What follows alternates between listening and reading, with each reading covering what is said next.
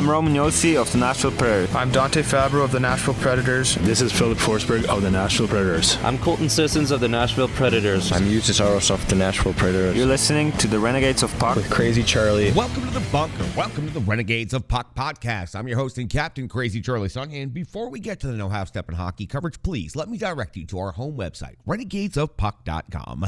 Once you go to renegadesofpuck.com, you learn everything you need to know about the show. And once you're getting educated about the show, you can click on that merchandise tab. There you're going to find our classic logo t-shirt, our Pride logo t-shirt, all of our different special event t-shirts, and so much more in our store. All the things you've come to know and love and expect from the Renegades of Puck, we call them the gimmicks. They're all still available to you.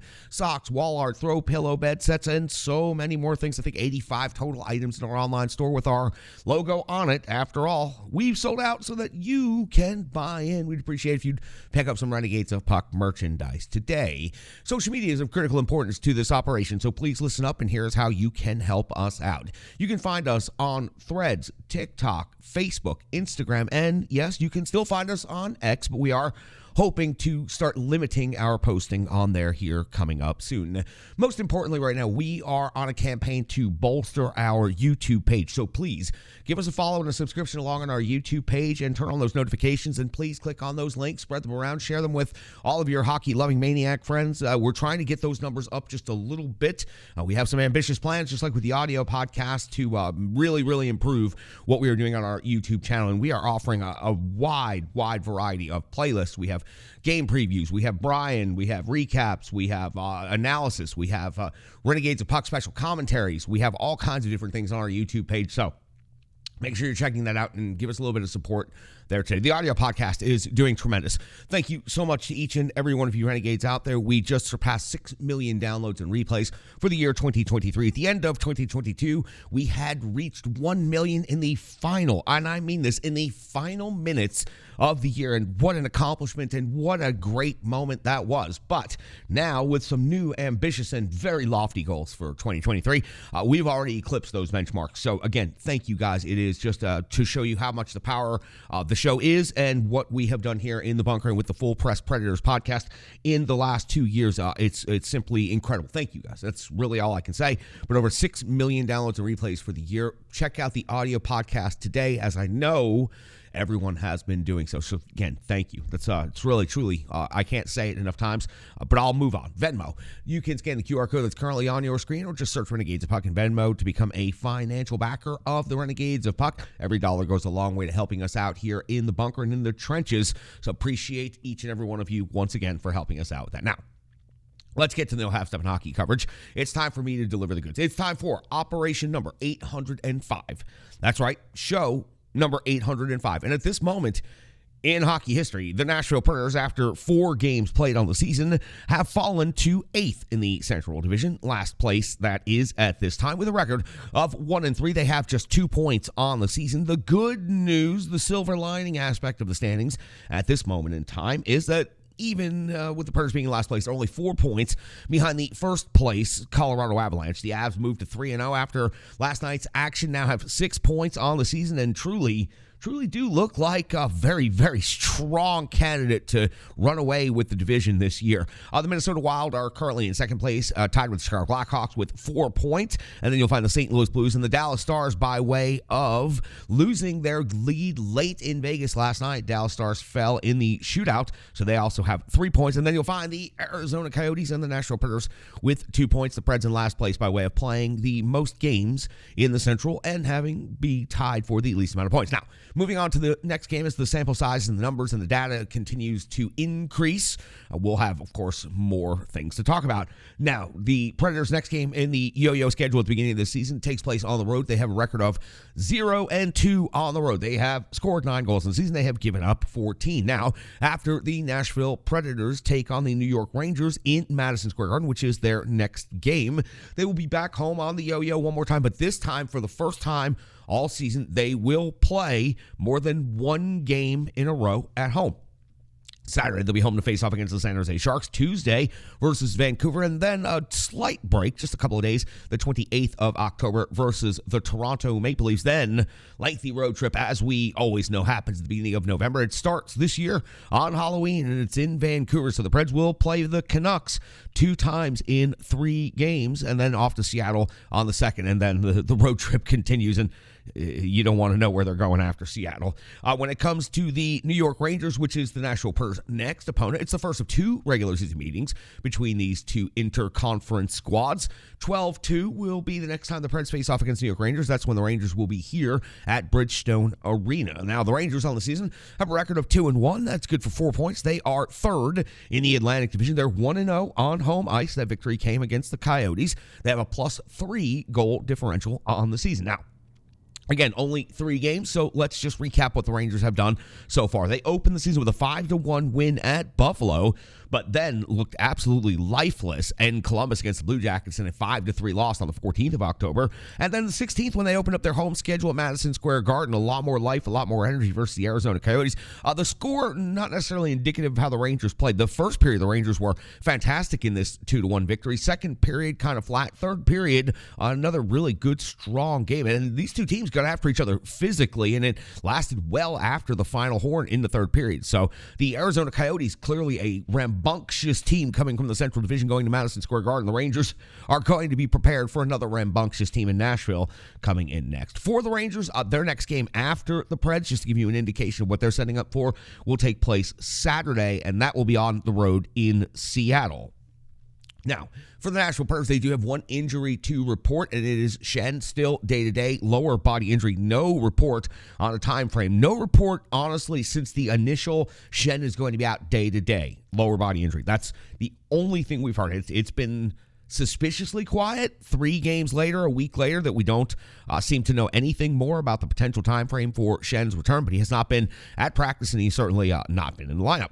NHL ranks and matchups between these 2 teams. For the Preds, it may be early in the season, and I know there's a lot of flux going on, but man, some of these rankings are not where you want them to be at any point in time, especially around the special teams. Let's start at the top of the list. Goals for Preds, 2.25 per game, is only 24th in the NHL. Not great. The New York Rangers, 3.33 goals per game, is 14th in the NHL. Now, for the Predators, giving up 3.50 goals against per game, that number cannot remain that way. That's 22nd in the league, and of course, skewed heavily by what the Edmonton Oilers just did to the Nashville Predators. The Rangers are giving up 2.33 per game, and that is 11th best in the NHL. In the shots for category, I'm interested to see how these 2 teams translate in this, because both of these teams piling up shots. The Preds, 36.3 shots per game, is 3rd overall in the NHL at this time. The Rangers, 33.7 shots on goal per game, is 8th overall at this point in time in the season. So I'm very curious. That's a lot of shot volume, 70 shots on goal between these 2 teams per game. I'm very curious to see how that works out at MSG. Shots against, the Nashville Predators giving up 29.3 per game. That's 14th in the league. Rangers giving up 24.3. That is 3rd overall in the NHL. Now, special teams. This is where things are not going well for the Predators in the early part of the season. And I understand there's going to be a flux. There's going to be adjustments. You're going to have to start making those adjustments pretty quickly. The power play, converting at 11.8%, is 22nd overall in the NHL. The raw data on that is 2 of 17.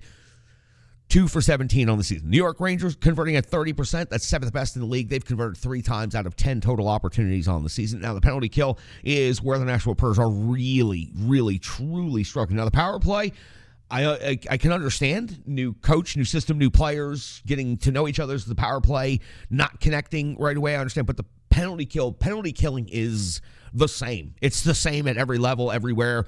It is maintain your discipline, stay in the shot lanes, and make sure you take care of business out there. And for the Nashville Predators, they have plenty of good quality, experienced veteran penalty killers. So to see their PK killing off only 60% at this point and giving up 6 power play goals through 4 games, they're giving up more than 1 power play goal per game.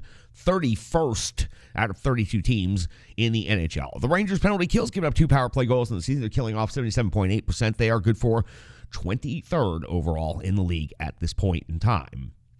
When it comes to the individual statistics for both of these teams, on the New York Rangers side of things, they may have only skated in 3 games, but they have four players that would be leading the Nashville Predators in scoring at this moment in the season. Chris Kreider's off to an incredible start for the Rangers. 4 goals, 1 assist for 5 points. Panarin always delivers. 1 goal, 3 assists for 4 points. Fox has 4 assists for 4 points. Zibanejad 4 assists for 4 points.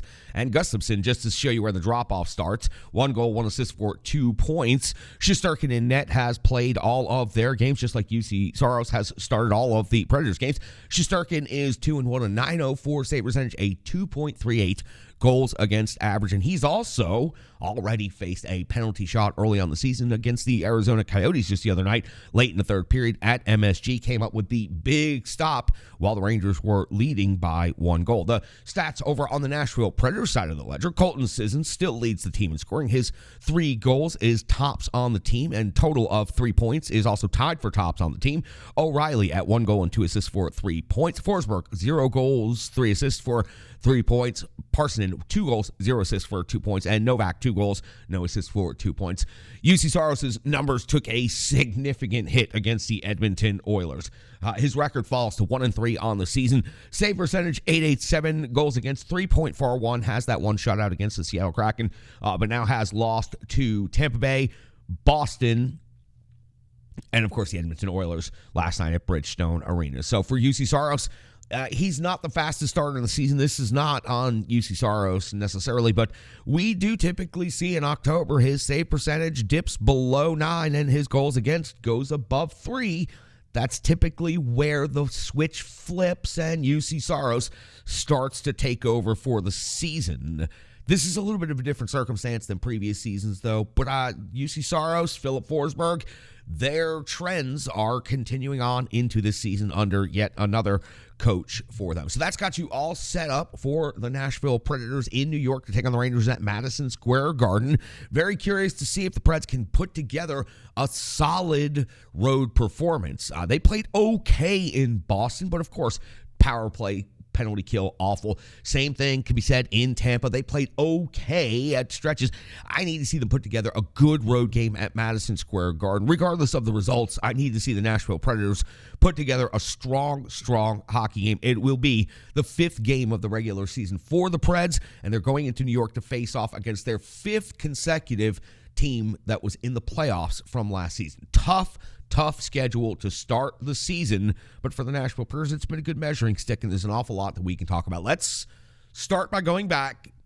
It's painful. Let's do it, though. We got to recap what happened between the Nashville Predators and the Edmonton Oilers. Well, listen, if you love McDavid and Draisaitl and the Edmonton Oilers, as many people at Bridgestone Arena last night seemed to, you're going to love this conversation. If you follow the Predators day to day, and that's why you come to this show, this might be a painful couple of minutes, but we will try to talk about some good things that the Predators did, and they did do a couple of good things. Regardless of results are not the ultimate truth indicator. I think we all know that right now. Let's go back. Let's get the Rebirth Sports full game recap in, and then we'll do some analysis, and we'll talk about it. We'll figure it out, and we'll get you set for the next game against the Rangers. It's time for the Rebirth Sports full game recap, and it's coming up right after this on the Renegades of Puck podcast. Hockey players are as unique as the game itself, and your uniform should be tailored to fit you. Rebirth Sports is your sports apparel tailor. From shells, bags, warm-ups, hats, hoodies, branding, and more, let Rebirth Sports be your custom hockey tailor. And don't forget to tell them they do more than just hockey. Rebirth Sports on Facebook, Twitter, and Instagram. Rebirth Sport, a match made in hockey.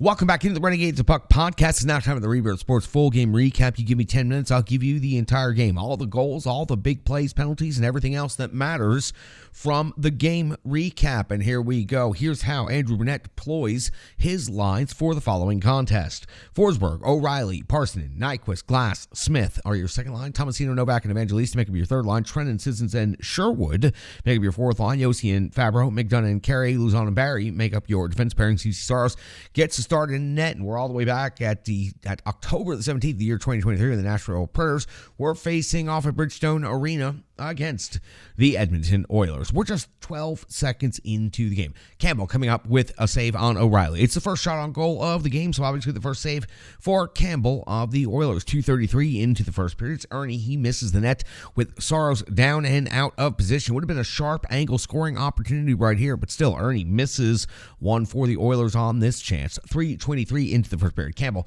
comes with a save on Forsberg's backhand. 4:31 of the first period. Campbell comes up with a save on Nyquist. 6:14 off the first period. UC Saros comes with a save on Matthias Ekholm, his first save of the game. Welcome back, Matthias Ekholm. Very nice video presentation to Matthias during the game. We are now 7:17 into the first period, and it is the captain, Roman Josi, who is off to the box. 2 minutes for interference, something you really don't want to do against this Edmonton Oilers team. Draisaitl converts for the Edmonton Oilers on the power play. His third goal of the season. It was tic-tac-toe, high to low to high again. Perfect movement, perfect shot. This Edmonton Oilers is honestly just a well-oiled scoring machine. Draisaitl, his third of the season, gives the Oilers' first goal of the game and a 1-0 lead at Bridgestone Arena.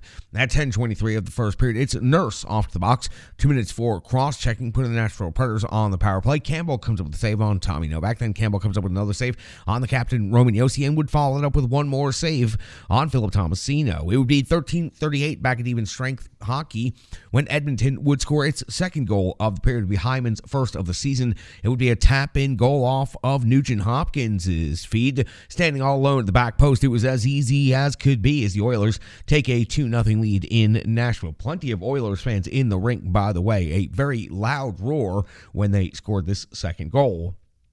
14:50 into the first period. UC Saros comes with a save on Matthias Ekholm. 15:41. Saros comes with a save on Leon Draisaitl. 15:47. Campbell comes with a save on Forsberg plus his rebound follow-up jam. At 15:55 of the first period, Campbell comes with a save on Parson. 16:45 of the first period. Nugent Hopkins' second goal of the season gives the Oilers a 3-0 lead at Bridgestone Arena. Back post finish with ease. As a matter of fact, I had to make the notation that all three of the goals came with a certain degree of ease in the finish for the Edmonton Oilers. A 3-0 lead now in favor of the visiting Edmonton Oilers. 17:06 of the first period. Cole Smith tries to get the spark going, but really not a lot happening in this fight. He goes with Ernie. They get 5 minutes each. But the fight was over before they could even get the camera panned over to it. 17:46 of the first period. It's Connor McDavid, his second goal of the season. And I wrote that it was soft D. It allowed easy puck possession, but what the hell are you supposed to do? It's everywhere. It's all over the internet. It's a highlight reel goal. It's an accidental spinorama. Who else other than McDavid in this generation of hockey could have an accidental spinorama where he falls down, gets away from the defender, gets back up, and then puts the puck in the net while being stick-checked and harassed again? It is everywhere. Every single pundit and analyst out there across the hockey universe is commenting on it, and it's just one of those things. I guess I should say I'm lucky to be here in Nashville seeing such a thing, but wow, that's tough for the Nashville Predators. He doesn't need the help from the Preds. There were at least 3 Predators that were just absolutely turned inside out like turnstiles in this situation. So McDavid's second goal of the season gives Edmonton a 4-0 lead here in the first period of Bridgestone Arena. The Nashville Predators did pick up this piece of good news. They outshot Edmonton in the first period, 14-11.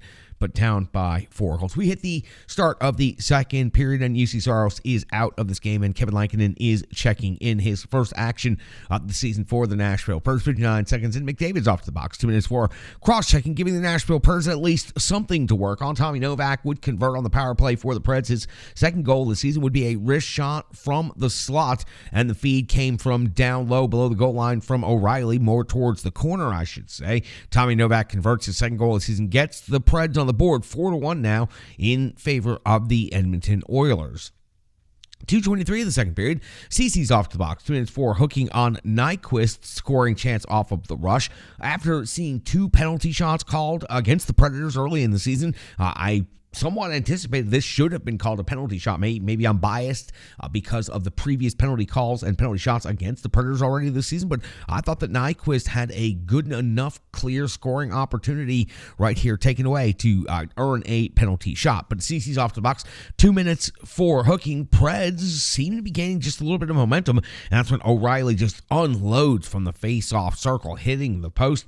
Campbell then comes up with another save on O'Reilly later on the penalty kill, and the Nashville Predators would be unable to convert. 5:54 of the second period. Campbell comes up with a save on Nyquist at 6:25 of the second period, with the Nashville Predators seeming to be gaining a little bit of momentum and climbing back into it. Forsberg's off to the box. 2 minutes for slashing. It came in the offensive zone and was a completely unnecessary penalty to take. Lankinen comes up with a save on Bouchard, and then Lankinen comes up with a save on Kane before Draisaitl cashes in with his fourth goal of the season. Rebound finish from the side of the net, and again, not a lot of difficulty for the Oilers to finish off this play. 5-1 now in favor of Edmonton at Bridgestone Arena. 8:51 into the second period. Campbell comes up with a save on Novak at 10:14. Edmonton should have received a penalty for 2 minutes. Delay of game, puck over the glass right here. The referees got together and decided it was not a penalty. If they had used the monitor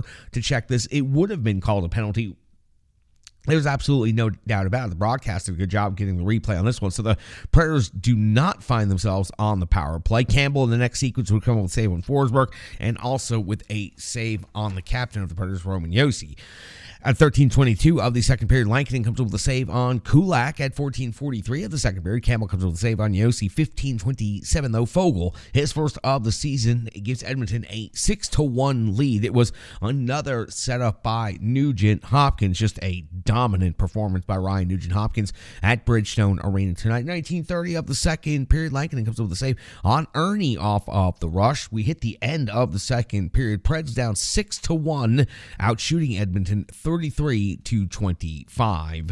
A dramatically different game unfolds over the final 20 minutes of regulation. 33 seconds into the third period, Fogle hits the post off the rush.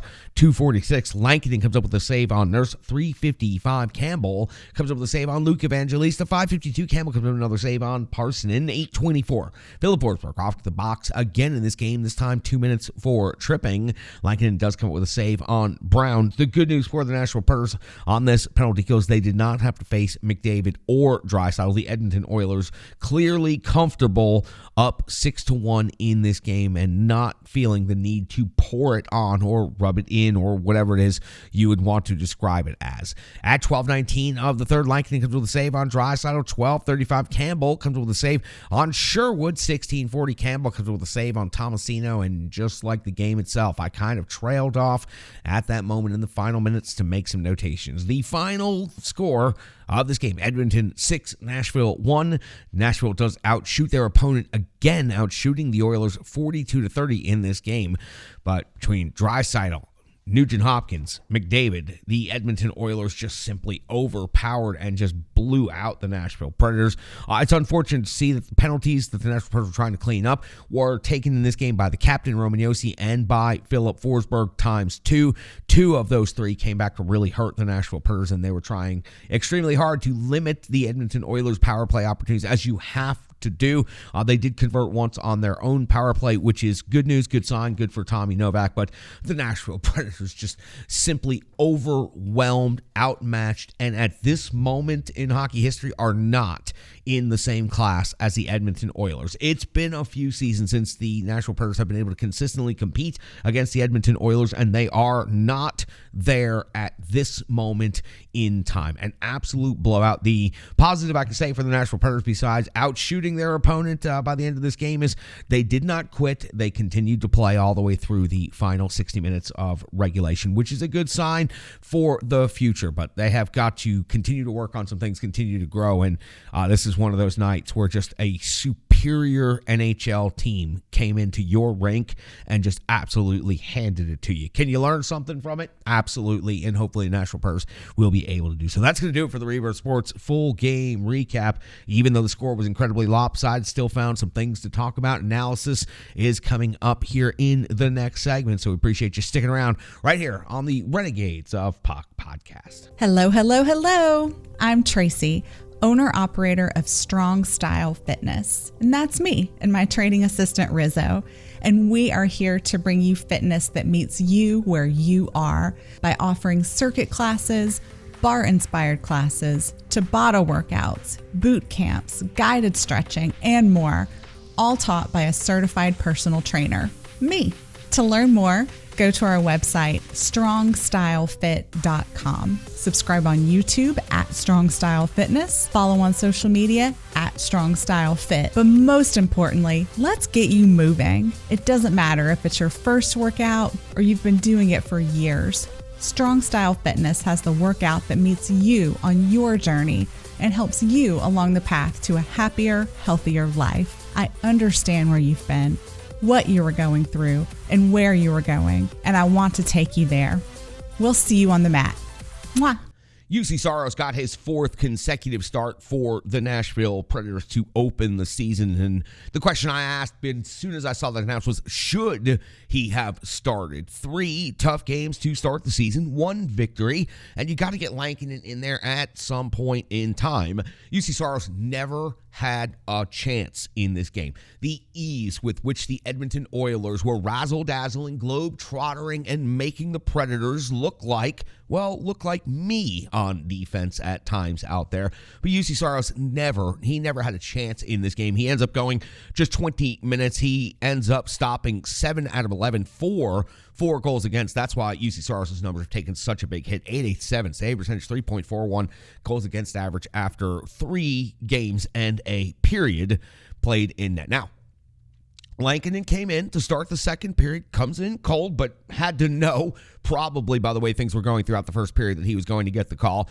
Lankinen comes in, and I got to tell you, 17 of 19 over the final 40 minutes of the game, and overall, not a bad performance. Now, that's a tough firing squad to get thrown out there in front of in the Edmonton Oilers, especially where they've abused the Nashville Predators over the last few seasons.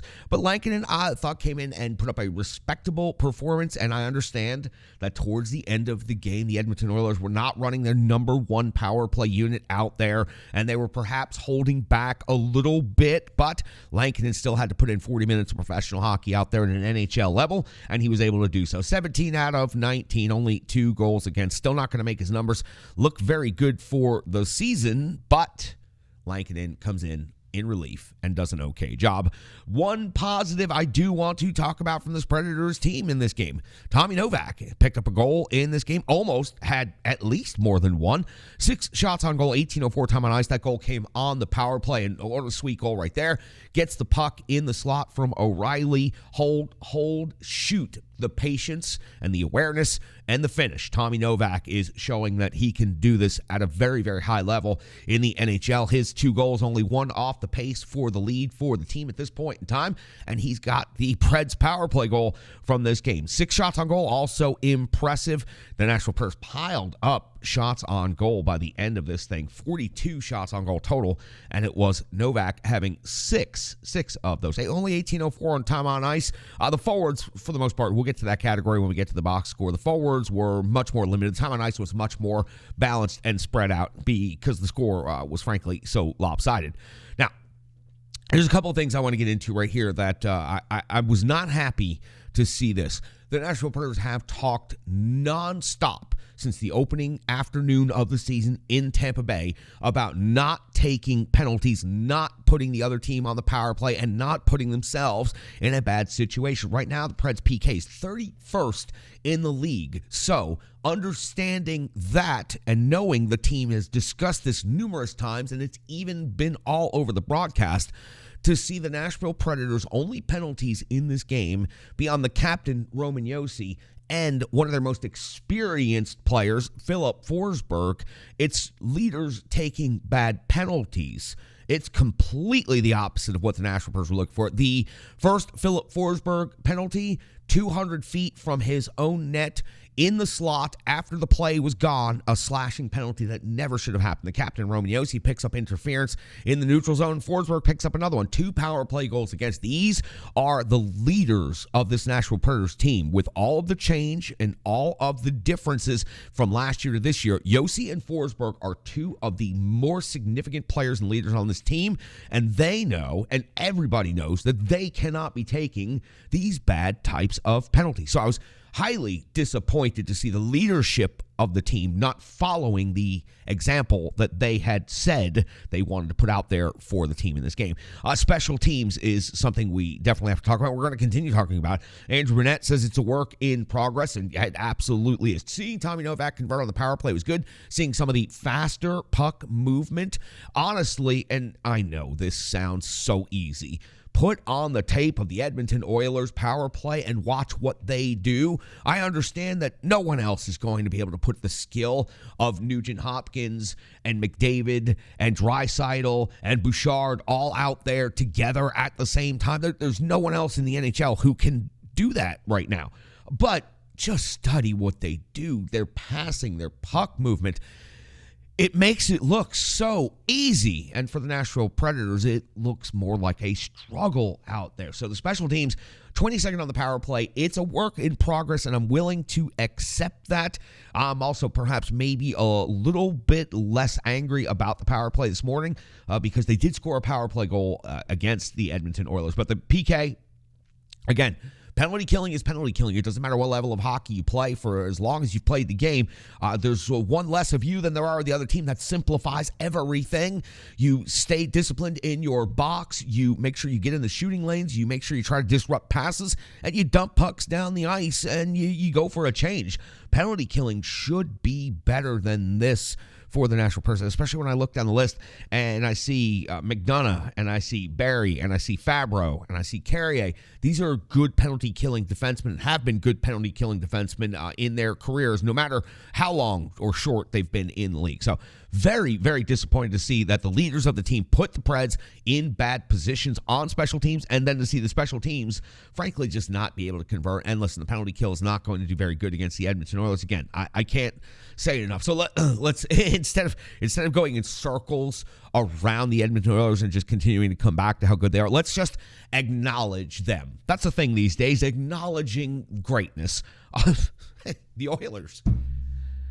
I mean, I've said it before. I guess I should consider myself lucky that I get to cover hockey in this time period and see perhaps the best 2 players of this generation skating together and coming to Nashville this season, only once this season, but to see them coming here a few times over the last couple of years and to see it in person and to experience it, it's just another level. It's like you want to yell out that they're ringers and they should somehow have to go to another level to play hockey at. But the only problem is if they did that, and if there was such a thing, there would only be like 3 players there and they would be on the Oilers. So you have to just pause and acknowledge the Edmonton Oilers. The Predators dominated the Edmonton Oilers during the entirety of Pekka Rinne's career. The joke was that Pekka Rinne owned the Edmonton Oilers. Well, Draisaitl, McDavid, Nugent-Hopkins, and the rest of the crew own the Nashville Predators. It is just dominant performance in this game alone. McDavid, Draisaitl, and Nugent-Hopkins, 4 goals, 5 assists, 9 points. As a matter of fact, Draisaitl in just this single game performance would be the leading scorer on the Nashville Predators for the season because he had 4 points in this game. I mean, just acknowledging the Oilers' greatness. It's okay. It's okay to do. The only shame for them is that they haven't managed to have more playoff success, because to see this offense, to see these special individual players out there on the ice each and every night, it's highly, highly impressive. So getting all choked up thinking about how good the Oilers offense is. It was tough. It was really tough. That's going to do it for the analysis. I have properly respected and acknowledged the Edmonton Oilers offense and their skill sets, and I have to, because the Predators didn't give me enough other things to talk about, and I'm not going to do like the broadcast and talk about Mattias Ekholm for the next 25 straight minutes. But it was good to see Mattias Ekholm back here in Nashville. I know that not everybody in the audience preferred him on the blue line here in Nashville, but I never had a problem with him, and it was good to see him back. And he tried to get himself a goal in only his second game of the season. Okay, listen. That's going to do it for the analysis. Let's get back to the cold, hard facts and the numbers, and let's close this thing out. I've got one more interesting point before we close out that's going to bring it back to the positive tip for the Nashville Predators, hopefully. So let's hear from my good partner, my good friend, Stripe Digital Solutions. Remember, Brandy does an incredible job keeping the website up and all the other things she does for us. Let's let the commercial speak for itself. We'll be right back on the Renegades of Puck podcast. The digital environment can be quite intimidating, time-consuming, and cumbersome, especially with all those other areas that need attention at your business, and that's why Stripe Digital Solutions is here to help. I know because that's exactly what Stripe Digital Solutions did for me and the Renegades of Puck. From designing my home website and helping me create my merchandise to special event posters, brand building, and social media management. But it's not just that, it's so much more. Stripe Digital Solutions has helped me every step of the way. From startup to full-time operation, Stripe Digital Solutions has been there to assist and advise every single step of the journey. In today's fast-paced world, the path to success is having a strong digital partner, and nobody is better in the trenches than Brandy and Stripe Digital Solutions. Get the solution before it's even a problem with Stripe Digital Solutions. Good, hard, cold fact numbers right here coming from the box score on the Renegades of Puck podcast. And let me tell you, this is going to be a fairly quick segment for the Nashville Predators. When it comes to goals, Tommy Novak was the only player on the team with a goal. He had one. Ryan O'Reilly was the only player on the team with an assist. He had one. That does it for the scoring for the Nashville Predators. Let's see a couple other things we can pick out here from the box score. When it comes to shots on goal, the captain Roman Josi and Tommy Novak each tied for the team lead with 6. The team overall with 42. Another impressive shots on goal outpouring for the Predators. Philip Forsberg did have 4 shots on goal. It's honestly, other than the 4 penalty minutes, the only thing I can point out in his stat line. When it comes to the physical, let's go to block shots first. I know I circled a couple of block shots at the bottom. Very limited because you can't block what you can't catch, and when they're just scoring tap-in goals, there's no opportunities to block them. Alex Carey and Roman Josi each with 2 blocked shots. The couple others with 1 and a lot of zeros in that category. The Nashville Predators struggled to slow down the Edmonton Oilers offense, stay in front of them, and therefore be able to block those shots. When it comes to the physical category of things, Luzon may have been rather unnoticeable as a defenseman out there, which is good. He's the only defenseman that did not have a minus next to his name, for those of you who still believe in that metric. He did have 5 hits in this game. Sherwood had 3 hits in this game, and then you saw a couple with 2. O'Reilly, Parsonen with 2. The captain, Roman Josi, and Carey also had 2. But again, you can't hit what you can't catch, and the Predators had a tough time dealing with the Edmonton skating all night long. Balance of time on ice a little bit better in this game, and that's frankly because over the course of the final 30 minutes or so, the game was a total blowout. Your time on ice leader, Tommy Novak, is 18:04. As a matter of fact, no. Evangelista, 18:09, 5 seconds more. Tommy Novak at 18:04, and then Ryan O'Reilly at 18:02. Wanted to point this out, though, and I understand he did sit in the box for 5 minutes, but Cole Smith, only 9:47 in time on ice, the only player on the Nashville Predators in single digits for time on ice. And you've got to wonder, again this season, is Cole Smith just not breaking through in any tangible way that the coaching staff is going to put him out there for more time than that? He's on a fairly limited time frame here to get things going in the right direction, but the only Predator on the team with under 10 minutes of time on ice in this game. On the defensive side of things, you already know Roman Josi led the team in time on ice, 23-27, and then you see Tyson Barrie, 19-21, Alex Carey, 18-05, Fabro, 17-59 in this game. So you can see the defense was certainly evened out quite a bit more. Josi's time skews because of his 353 on the power play. In net, UC Saro started 7 of 11, 4 goals against. Again, never had a chance. All those goals were just tap-ins and easy finishes. When it comes to Lankinen, comes in 17-19, 2 goals against, his first action of the season for the Nashville Predators. There's not much more I can pull out of this box score. So let's go ahead and wrap this particular show up. Episode number 805. Sure to appreciate everybody being in the trenches with the Renegades of Puck. And here's the final point I want to make to bring it all full circle. We've had fun, have we? Acknowledging the Edmonton Oilers and their incredible offense and their high-skilled players. But there is something I want to acknowledge the Nashville Predators for under head coach Andrew Brunette.